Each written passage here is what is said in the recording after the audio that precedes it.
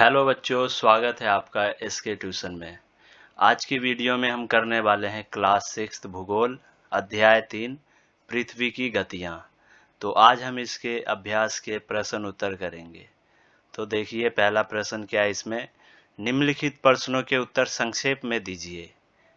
इसका first part है, पृथ्वी के अक्ष का झुकाव कोण क्या है। तो इसका उत्तर है, पृथ्वी के अक्ष का झुकाव कोण 23.5 डिग्री है। तो आप यहाँ पे देखिए, ये इसका उत्तरी ध्रुव है और ये दक्षिणी ध्रुव, ये इसका अक्ष होता, पर ये जो है पृथ्वी का कक्षीय समतल है और इसके ऊपर जो 90 डिग्री का एंगल बन रहा है पृथ्वी के कक्षीय समतल पर लंब, ये 90 डिग्री बना रहा है। ये जो है, अगर हम एक करेक्ट व्यू से देखें तो उत्तरी ध्रुव को एकदम ऐसे 90 डिग्री पे आना था, पर पृथ्वी जो है थोड़ी सी झुकी हुई है। और कितना झुका हुआ है, तो यहाँ से देखिए 23.5 डिग्री झुका हुआ है। तो इसका आंसर हो गया, पृथ्वी के अक्ष का झुकाव 23.5 डिग्री है। उसके बाद सेकेंड पार्ट, घूर्णन एवं परिक्रमण को परिभाषित करें कि घूर्णन क्या है और परिक्रमण क्या है। तो इसका उत्तर है घूर्णन। देखिए, पृथ्वी का अपने अक्ष पर घूमना घूर्णन कहलाता है। तो आप ये देख रहे हैं, ये जो है पृथ्वी जब अपने ही अक्ष पे घूमता है तो इसको घूर्णन कहते हैं।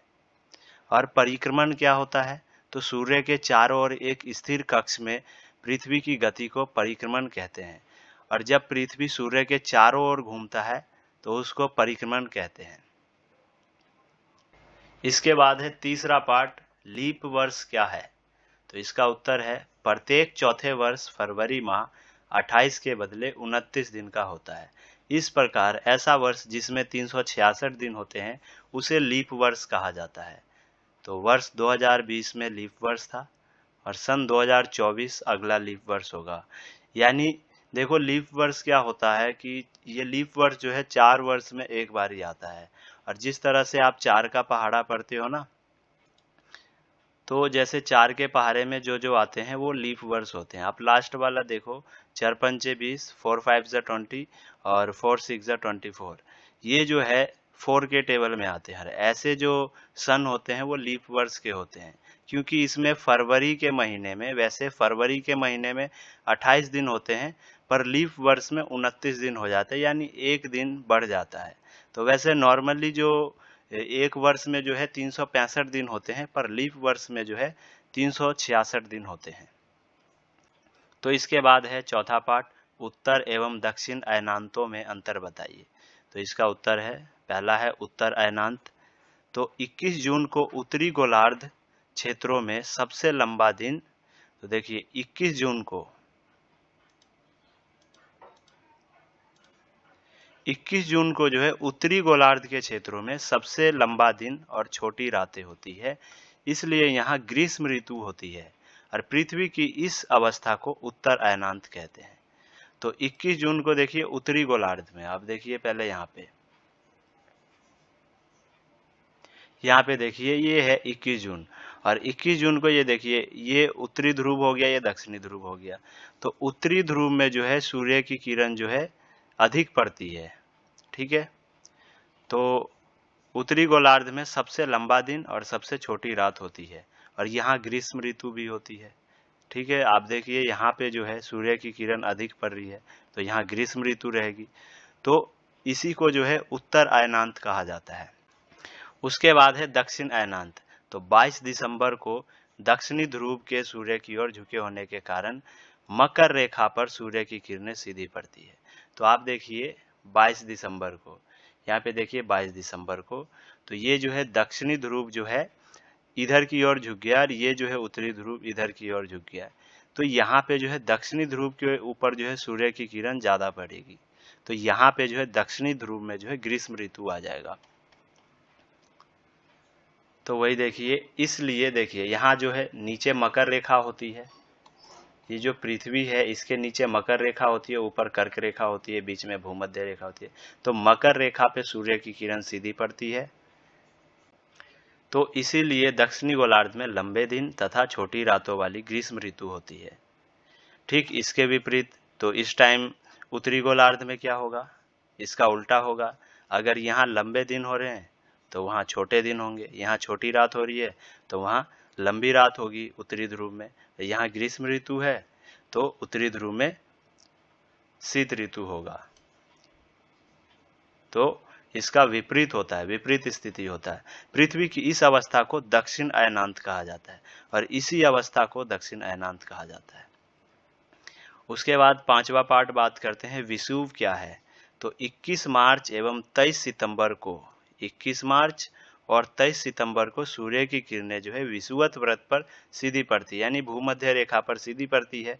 इस अवस्था में कोई भी ध्रुव सूर्य की ओर झुका नहीं होता है और इस अवस्था में कोई भी ध्रुव जो है सूर्य की ओर झुका नहीं होता है, क्योंकि विषुवत व्रत पर ही सीधा उसका जो है सूर्य की किरण पड़ता है। इसलिए पूरी पृथ्वी पर रात एवं दिन बराबर होते हैं। तो इसी कारण जो है पूरी पृथ्वी पर रात और दिन बराबर होते हैं, इसे विषुव कहा जाता है। तो यहाँ देखिए, तो यहाँ पे देखिए 21 मार्च और 23 सितंबर।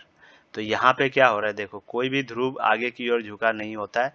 यहाँ पे विषुवत व्रत पे जो है सीधा सूर्य की किरण पड़ती है और ठीक ऐसे इधर भी दोनों ध्रुव इधर की ओर है और विषुवत वृत्त पे जो है सीधा पड़ता है सूर्य की किरण, और इस अवस्था में जो है दिन और रात बराबर होते हैं। तो इसी को विषुव कहा जाता है। उसके बाद है छठा पार्ट, दक्षिणी गोलार्ध में उत्तरी गोलार्ध की अपेक्षा उत्तर एवं दक्षिण का अयनांत अलग अलग समय में होता है। क्यों?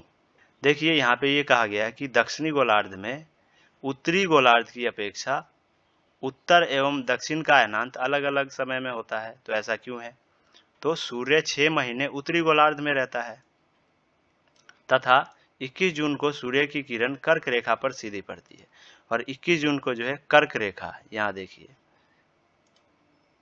ये है 21 जून को कर्क रेखा पे सूर्य की किरण सीधी पड़ती है।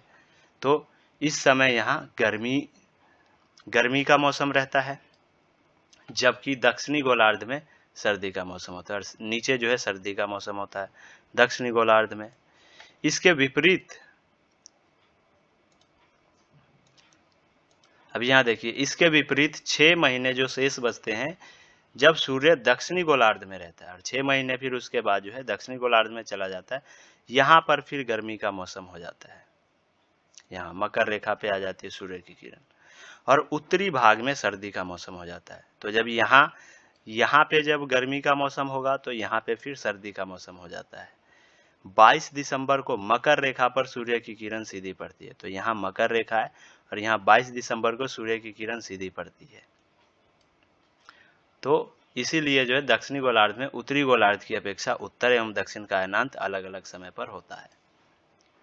इसके बाद है 7वां पार्ट, ध्रुवों पर लगभग 6 महीने का दिन एवं 6 महीने की रात होती है। ऐसा क्यों? तो इसका उत्तर है ध्रुवों पर लगभग 6 महीने का दिन एवं 6 महीने की रात होती है, क्योंकि जब सूर्य 6 महीने उत्तरी गोलार्ध में होता है तब उत्तरी ध्रुव पर 6 महीने दिन होता है। तो जब 6 महीने उत्तरी गोलार्ध पर जब सूर्य की किरण पड़ती है तो यहाँ 6 महीने दिन होते हैं और इधर तथा जो है दक्षिणी गोलार्ध में रात हो जाती है। ठीक है, तो दक्षिणी गोलार्ध में रात हो जाती है। इसी प्रकार अगले 6 महीने जो है सूर्य की किरण जो है दक्षिणी गोलार्ध में पड़ेगा, फिर अगले 6 महीने उसके बाद दक्षिणी गोलार्ध में सूर्य की किरण पड़ती है और यहाँ नहीं पड़ती है। तो फिर यहाँ दिन हो जाएगा 6 महीने और यहाँ 6 महीने रात। तब क्या होता है? तो दक्षिणी ध्रुव पर 6 महीने का दिन होता है और उत्तरी ध्रुव पर 6 महीने की रात होती है। उसके बाद है प्रश्न नंबर 2, सही उत्तर चिन्हित कीजिए। फर्स्ट पार्ट है पृथ्वी की सूर्य के चारों ओर की गति को क्या कहा जाता है? कि पृथ्वी है सूर्य के चारों ओर जब गति करता है तो उसको क्या कहा जाता है? क है घूर्णन, ख है परिक्रमण और ग है झुकाव। तो हमने ऊपर भी पढ़े हैं कि जब पृथ्वी सूर्य के चारों ओर चक्कर लगाता है तो उसको परिक्रमण कहा जाता है। तो इसका सही उत्तर जो है ख पार्ट है, परिक्रमण। उसके बाद है सेकंड पार्ट, सूर्य की सीधी किरणें विषुवत वृत्त पर किस दिन पड़ती है? तो सूर्य की सीधी किरणें जो है देखिए आप यहाँ पे देखिए, तो यहाँ देखिए सूर्य की सीधी किरणें जो हैं पृथ्वी पर एक तो 21 मार्च को पड़ता है और एक 23 सितंबर को पड़ता है। तो हम ऑप्शन में देखेंगे दोनों में से एक है कि नहीं। तो ये देखिए यहाँ पे 21 मार्च है, 21 जून है और 22 दिसंबर है। तो हमने अभी ऊपर देखा सूर्य की किरणें जो है विषुवत वृत्त पर जो है 21 मार्च को सीधी पड़ती है। तो इसका सही उत्तर हो गया क पार्ट 21 मार्च। उसके बाद तीसरा पार्ट है इसका, गर्मी में क्रिसमस का पर्व कहाँ मनाया जाता है।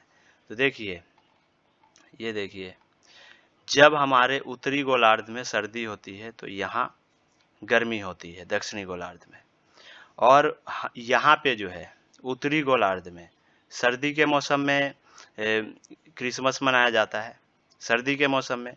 तो जब यहाँ सर्दी होगा तो यहाँ गर्मी का मौसम होगा। तो गर्मी के मौसम में दक्षिणी गोलार्ध का कोई देश हो, कोई महाद्वीप हो, वहाँ पे जो है गर्मी के मौसम में क्रिसमस मनाया जाएगा। तो इसमें देखते हैं कौन सा ऐसा महाद्वीप है। तो देखिए, जापान, भारत, ऑस्ट्रेलिया। तो ऑस्ट्रेलिया में जो है गर्मी के मौसम में जो है क्रिसमस मनाया जाता है। उसके बाद जो है चौथा पार्ट है, ऋतुओं में परिवर्तन पृथ्वी की किस गति के कारण होता है।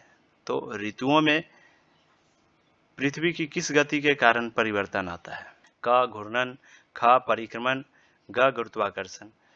तो ऋतुओं का परिवर्तन किस प्रकार आएगा पृथ्वी में, घूर्णन के कारण क्या? नहीं, ख पार्ट इसका सही होगा। परिक्रमण, जब परिक्रमण करता है सूर्य के चारों ओर चक्कर लगाता है तो ऋतुओं में परिवर्तन आता रहता है। तो इसका सही उत्तर है ख पार्ट परिक्रमण। इसके बाद है इसका लास्ट प्रश्न तीसरा, खाली स्थान भरे, एक लीप वर्ष में दिनों की संख्या। तो लीप वर्ष में कितने दिन होते हैं? 366। उसके बाद है सेकेंड पार्ट, पृथ्वी की प्रतिदिन की गति को क्या कहते हैं? घूर्णन। पृथ्वी सूर्य के चारों ओर किस कक्षा में घूमती है? दीर्घवृत्ताकार में घूमती है, ऐसे दीर्घवृत्ताकार में घूमती है। इसके बाद है चौथा पार्ट, 21 जून को सूर्य की किरणें कहां पर सीधी पड़ती है? तो कर्क रेखा पर सीधी पड़ती है। तो खाली स्थान ऋतु में दिन छोटे होते हैं। तो किस ऋतु में दिन छोटे होते हैं? शीत ऋतु में। तो इसका करेक्ट आंसर हो गया शीत ऋतु में दिन छोटे होते हैं। तो यहाँ पे सबके उत्तर है। एक लीप वर्ष में दिनों की संख्या 366 होती है। पृथ्वी की प्रतिदिन की गति को घूर्णन कहते हैं। पृथ्वी सूर्य के चारों ओर दीर्घवृत्ताकार कक्षा में घूमती है। 21 जून को सूर्य की किरणें कर्क रेखा पर सीधी पड़ती है। शीत ऋतु में दिन छोटे होते हैं।